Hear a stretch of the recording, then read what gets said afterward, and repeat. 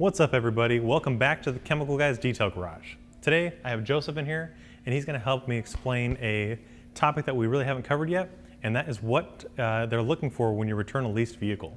So Joseph, today we have this Tesla. It's going back tomorrow actually. Okay. And what exactly do they look for? Because I know that you've had a few leased cars. Yes. And you can tell us what they're going to look for while they're inspecting this Tesla. Definitely, Nick. That's why you brought me aboard today, so I appreciate that. Yeah. Whenever you are leasing, you're basically taking somebody's property, right?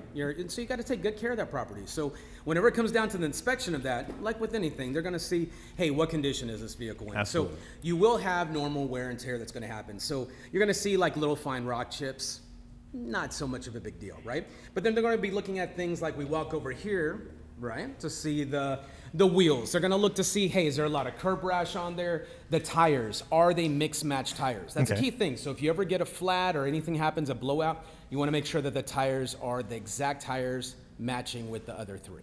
Okay, right? That makes sense, yeah. Yes, definitely. What if you have different wheels on there, different rims on there? That you will get penalized for it because you're changing that property that you took, Nick. So your Challenger had a few things changed on Nick, there. no need to get personal, okay? It did have a couple things. Sometimes it can actually increase the value, you never know. But right. I kept it within the family, though. So of course, yeah. It was all Dodge Mopar. Yeah, all Dodge Mopar. What did you have done to that car? Yeah, quite a bit of stuff, Nick. So yeah, carbon fiber hood, little stereo system, all that stuff. But the condition of the vehicle was pristine, beautiful. They sold it as is, I believe, didn't they? Yeah, they did. They Actually, left it yes, like that. yes, they did. Good way to point that out. Yeah. Anyway, moving on. So you got your curb rash. You're talking about different tires. Okay, obvious. Definitely. Yeah. Also, windshield. Windshield. So they're going to be looking for cracks in the windshield, decent sized rock chips. Again, there is normal wear and tear, but there's definitely things that they're going to go ahead and focus in this area. So is there a range that it's acceptable, or it's all just cracks, chips, all that stuff? It's going to be penalized. Yeah, they're going to be looking at that stuff. Okay. Yeah, for sure. Oh, and then dents. Looking at the side of the body here, right here. Yeah. Usually, if you have something that's going to be like dime, quarter size, that's another thing that they're going to be looking for. So, okay. For sure. Yeah, this car is in immaculate condition, it looks obviously. Beautiful. But as you see the shine, yes. Yeah. Almost looks like a dolphin skin. Whenever they come out of the water, that glistening shine. Yeah.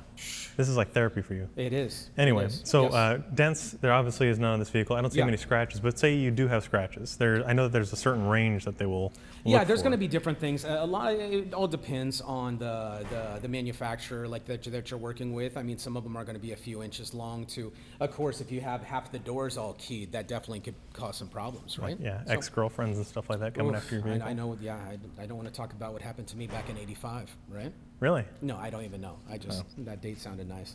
And then interior also, you're going to deal with something like on this one, this has a darker color interior, but like let's say somebody has that like tan carpet, light leather. You want to make sure that you're getting rid of those stains, the dye transfers from your jeans, anything like that. Those crazy Saturday nights, you had a little bit, and then you got some no-no inside there. You definitely have to clean that up. So, but yeah, for sure. Absolutely. And the tinted windows are okay with this? Yeah, tinted windows on something like this. It's a very light tint. It keeps it a very classy type look. I do know if you go with something too dark, they are going to remove that. So sometimes if you go with like a limo tint up front, especially here in California, it's going to be best just to have it removed before taking it in. Yeah, absolutely. Yeah. Looks cool, but they don't really care for it, huh? Yeah, that's true. Okay, what else we got? So dents, scratches, interior, we're taking care of that. Yes. I know they look at miles, but that's not something we can really take care of in here. That's true, yes.